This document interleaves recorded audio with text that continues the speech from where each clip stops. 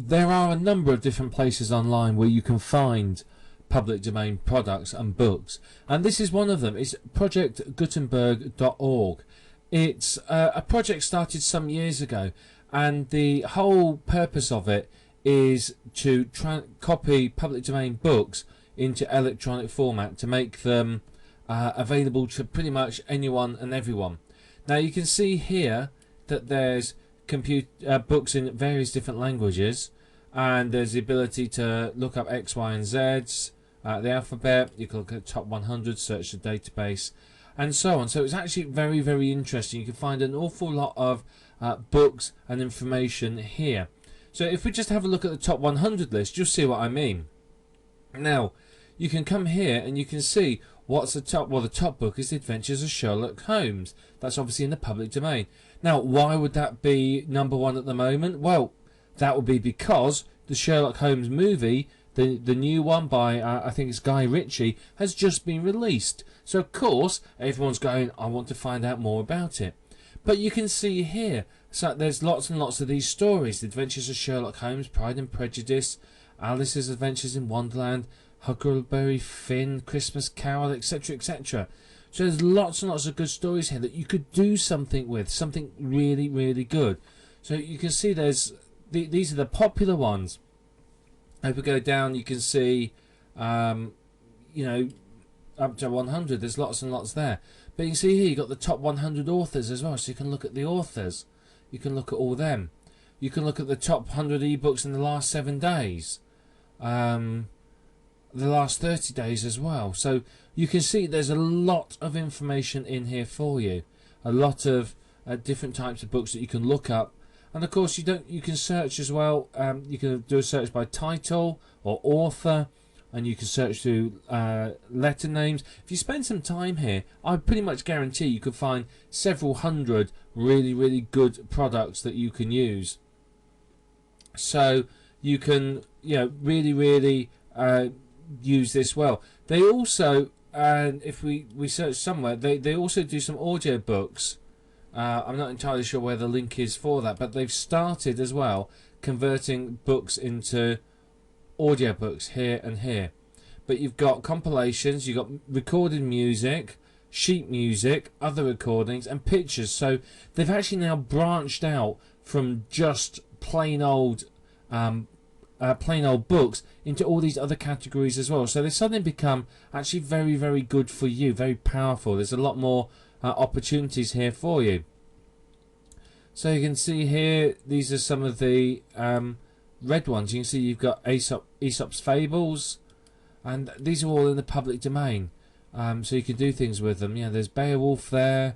There's a couple of the biblical books. So you can see lots and lots of potential with this site. You can pretty much do what you want with it. So, yeah, highly profitable potential site for you. So, you know, spend some time here and it's going to blow you away with what you can do. Here's another site that's full of useful information. It's IPL.org.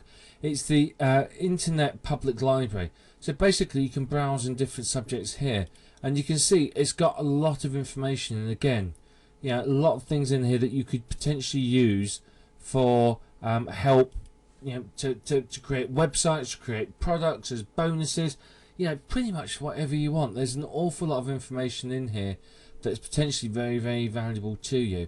I mean, there's lots of other sites like this. You know, you can see they link to sites here, and you can go through these and you can find, you know, there's magazines, there's all sorts. So you can go through here and find some really, really good pieces of information.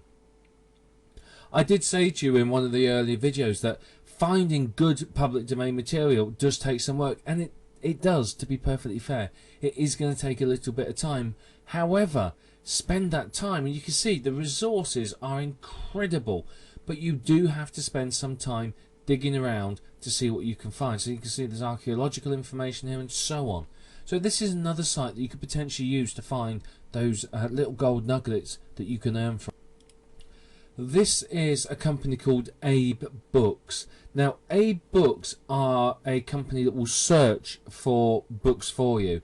They're very, very good at finding books, and basically they'll find out of print books, hard to get hold of books.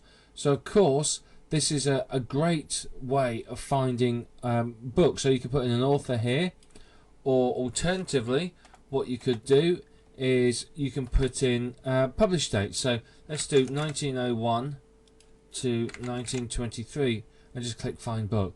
And you know, so we've got to put some terms in. So fair enough. Let's put in Napoleon Hill here. Napoleon Hill, and if we do find book, let's see what it comes up with. But this is a way of getting hold of books. So here you are, that are out of print, potentially hard to get hold of, books that are you know, in the public domain that you could make money with. So you can see here, this is a 1982 edition. Obviously they're a little bit modern, but we can go through and you can see there's Think and Grow Rich there. There's many more there with different years. So you can see there's lots of potential here. If you can find some titles of very old books that you want, then I'm pretty sure you'll be able to find them on here. You can see there's many different versions of this from many different years. So these may or may not be what you're after, but certainly you can search through and find various books here that are in the public domain. You can pick up titles that are previous to 1923.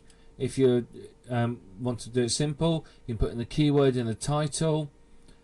So we could put in, let's put in fish, for example. Let's see if that comes up with anything published between those years. It may or may not. So there you are. There's some books there. So again, it's just a search to show you. Birds of Other Lands, Reptiles, Fishes, blah blah blah. 1917. Guess what? That's in the public domain. I could purchase that book. It's $1.65. That's nothing. Absolutely nothing. And then I can pay someone a few dollars or scan it so that it's online, and then I can use it to basically make money. Let's have a look. What else have we got? I mean, I can't believe the price of these books. Look, there's another one there. 1917. It's in very good condition. It's a first edition. $3. Yeah, these are guaranteed public domain products. You know, they're previous to 1923. So you can see lots and lots of information. So you could sit here and search for hours. You can order the book. You can then scan it in. You can get with these old books. I should warn you, if you're going to try and turn them into a electronic product, you can either type it in or pay someone to type it in, and that's easily done. You can put an advert on Craigslist and find someone locally to do it. The other alternative is to scan it in, and I don't recommend using a flatbed scanner. If you're going to scan a book in, particularly one of these older books, you want to get a handheld scanner and use that. That would be a lot safer. It's not going to ruin the book, and the last thing you want is to ruin a book that's managed to live for 80 odd years, 80, 90 years. You don't want to damage it straight off. So you can see that, 1913, 1921, look at this. How good's this? 1905, a book on cooking. Instant, niche. People love cookery books. And I'm sure that's one that people that are into cookery will be very interested in. People love old recipes. So you can see again lots and lots. There's an old National Geographic magazine there. Engineering, economics, What else have we got? We just entered one keyword and it's brought us up almost 2,000 results. So, that's not bad. There's a lot of potential here for you to make money. Again, notes on marine fishes, and more, we could sit here and go through this for hours and hours and find valuable information. I mean, all this description of fishes and the anthropological information, if you like, that could be turned into an AdSense site even. Whatsmyfish.com, or spotterfish.com. There's a book on taxidermy there as well. People are into taxidermy. So, you could buy that, scan it, you got a product instantly. So, I mean, yes, okay, A-Books isn't going to give you books for free, okay, but they're not expensive. I mean, let's face it. This book here, taxidermy book, that cost me $11 delivered to my door if I'm in the USA. Yeah, I can scan it, put it up onto a website, drive some traffic to it, even if it's just AdSense traffic. I mean, $11, I can earn that back in no time at all. I'm sure if you did a search for taxidermy, you'd find some good keywords and you could get ranking for it. So, you know, you could then search for other books on taxidermy here and see what you could come up with. So the potential is massive. So what I recommend you do, again, is come and search through somewhere like this and see what you can find. You know, yes, you've got to pay for some of the books, but you're going to get hold of books that probably aren't in electronic format. Many of these are not going to be on Project Gutenberg or any of the other sites that you're going to find. They're only going to exist as physical books. So you can bring these to the internet first of all, and obviously you'll have valuable information that very few other people, if anyone, will have on the internet. And particularly if you edit it, you can make it your own unique product then. So let's look at one more site now for public domain books. And here again is another one. It's similar to A-Books. Again, if I put fishing and if I put a year of 1917 in, for example, no, that was during the war, so at 1908, there's probably more published then, and do a search, you can see there you are. There's a lot more books here. These are a bit more expensive, as you can see. I mean, that's $75 US. I mean, that's quite a bit of money, but again, you could potentially make a lot back from that. It's looks like it's in pretty good condition.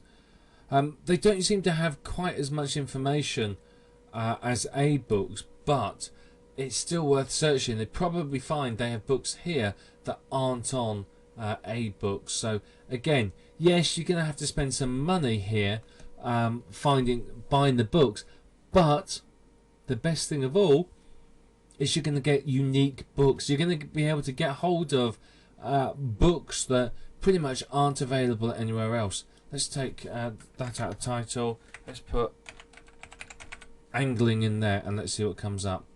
Let's do a search. Again, 1908 angling. You've got angling and art in Scotland. Various versions there. That's in poor condition. That's £10. That's in good condition. That's 100 UK pounds. That's about $150 to $170.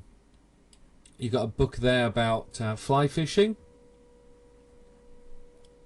and many more. So you can see that. I mean, here I know for instantly Isaac Walton is a very well known name.